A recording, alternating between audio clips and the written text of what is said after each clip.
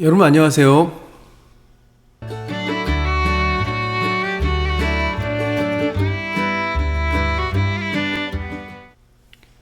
스티그 인사드리겠습니다. 오늘은 스티그가 알려주는 그 부동산 초보를 위한 강의 두 번째 시간입니다. 지난 시간에 했던 거 복습을 해볼게요. 지난 시간에는 용적률과 건폐율에 대해서 알아봤습니다. 용적률이라는 건 쌓는 것을 규제하는 겁니다. 그래서 용적률이 높을수록 높이 올라가고, 또 건폐율은 건축물이 덮는 겁니다. 땅을 덮는 겁니다. 그래서 건폐율이 낮을수록 녹지 공간, 빈 공간이 많아지는 거죠. 그래서 건설회사 입장에서는 이 땅에 맞게, 법령에 맞게 그 용적률과 이 건폐율을 잘 조절을 해서 아파트를 짓는 겁니다. 그래서 제가 여러 아파트를 비교했지만 가급적 용적률이 낮고 건폐율이 낮은 데가 시야 확보도 되고 또 쾌적성 그리고 녹지 공간이 많다, 이렇게 말씀을 드렸습니다. 오늘은 두 번째 시간, 많은 분들이 좀 헷갈려 하시는 재개발과 재건축에 대해서 말씀을 드리겠습니다. 재자가 다시 재자입니다. 그래서 재개발, 재건축 이렇게 얘기를 하잖아요. 개발할 때 개발은 디벨롭먼트고 건축은 컨스트러덕션인데, 그러니까 다시 리디벨롭먼트와 리컨스트러덕션 한다는 얘기입니다. 그러니까 재개발이라는 건 말하자면 땅 전체를 범위를 넓히는 거예요. 디벨롭먼트이기 때문에. 재건축은 건축물에 한정합니다. 그러니까 좁을 수밖에 없다는 얘기입니다. 그 생각을 좀 하시면 되겠습니다. 자, 사진 두 장을 보여드리는데요. 왼쪽 사진에 보면 빌라가 촘촘하게 이렇게 되어 있습니다. 주차 공간도 없고요. 왠지 낡아 보입니다.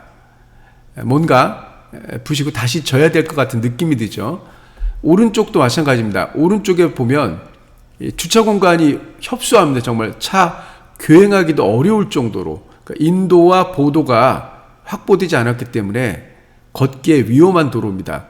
이렇게 상하수도, 도로, 그 다음에 녹지 공간, 주차장 등이 부족한 이 전체를 놓고 개발하는 게 재개발입니다.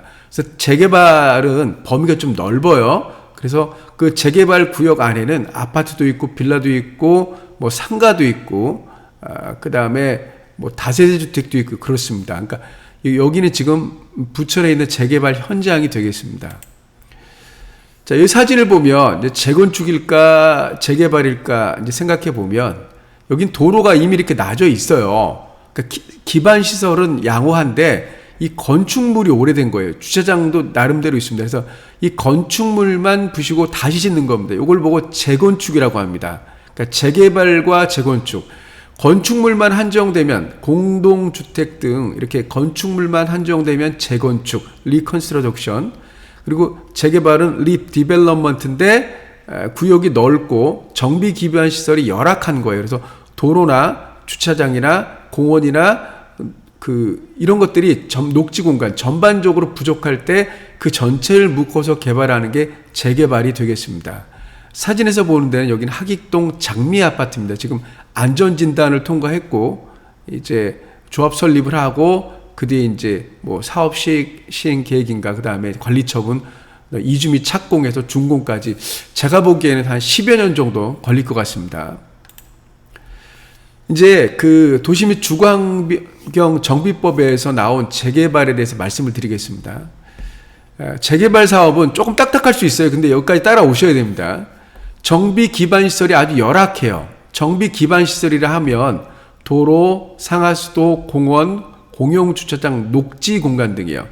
열악한 거예요. 거의 없다시피 한 거예요. 그래서 그리고 노불량 건축물이 밀집한 지역, 30년 이상 된 또는 40년 이상 된 개인주택 빌라가 밀집되어 있다. 이런 데는 주거 환경을 개선하거나 집을 그러니까 부수고 여기는 녹지 공간, 여기는 주차장 공간, 도로를 넓히고 해서 사람이 살기 좋은 곳으로 주거 환경을 개선하려는 목적이 있는 거예요. 또는 상업이나 공업지역 등에서 도시기능의 회복 및 상권 활성화 등을 위하여 도시 환경을 개선하기 위한 사업을 재개발 사업이라 그래요. 대부분 근데 이 상업지역이나 공업지역보다는 주거지역이 한정된 경우가 많습니다. 인천 같은 경우도 거의 주거지역입니다. 그래서 재개발하면 정비기반시설이 열악해서 도로나 상하수도나 공원이나 공용주차장, 녹지공간들을 확보한 뒤에 아파트를 짓는다, 이렇게 생각하시면 되겠습니다. 인천의 이제 재개발 추진단지인데요.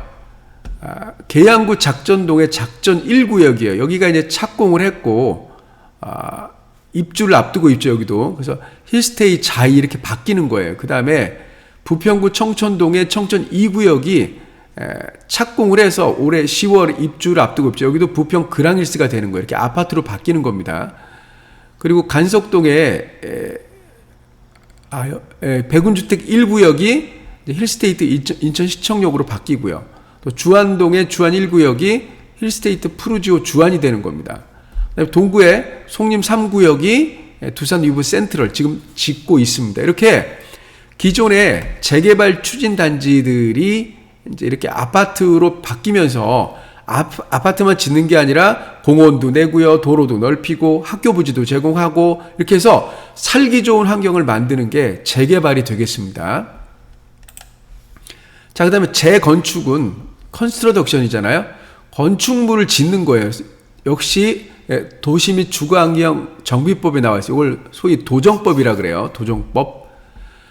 정비 기반 시설은 양호한 거예요. 곧 도로나 상하수도나 공원이나 공용주차장, 녹지공간 등은 확보돼 있어요. 근데 이게 노불량 건축물에 해당하는 공동주택, 그러니까 아파트나 이제 빌라 이런 것들이 공동주택들이 다세대 주택, 그러니까 빌라를 다세대 주택이라고 하죠.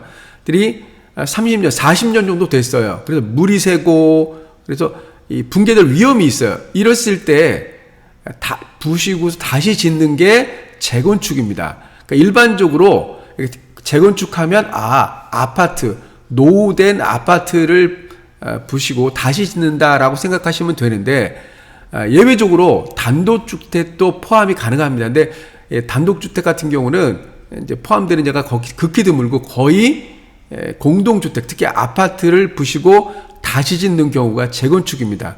정리하면 재개발은 아파트, 빌라, 개인주택, 뭐 다가구 이런 것들 묶어서 구역이 좀 넓게 하는 게 재개발이라 그러면 공동주택, 아파트 등 오래된 아파트를 부시고 다시 짓는 게 재건축이 되겠습니다. 그래서 인천의 대표적인 재건축 추진 단지가요. 동구 송현동의 송현 1, 2차인데 여기가 조합설립인가가 났습니다. 이게 아마 제가 알기로 호반 서밋이 들어오고요. 남강 로얄 아파트 있습니다. 거기 주안 1구역 힐스테이트 푸르지오 맞은편에 여기가 사업 시행 계획인가가 났고 여기가 이제 SK가 들어오고요. 연수구 청학동 송도 영남 아파트 여기도 사업 시행 계획인가가 났습니다. 여기는 제가 알기로는 한신 더 휴가 들어오고요. 서구 가저동 가저 라이프 빌라 여기 단지였다가 제가 얼마 전에 영상 올렸던 가재울역 투루엘 에코시티가 이게 재건축이 되는 겁니다. 그리고 인천에서 가장 컸던 9월 주공 아파트 5층 저층 아파트를 부시고 다시 지었죠. 이게 힐스테이트 롯데 캐슬 골드가 되겠습니다. 그래서 이거 5,800세대였습니다. 자, 오늘은 제가 재개발과 재건축의 차이점에 대해서 말씀을 드렸습니다.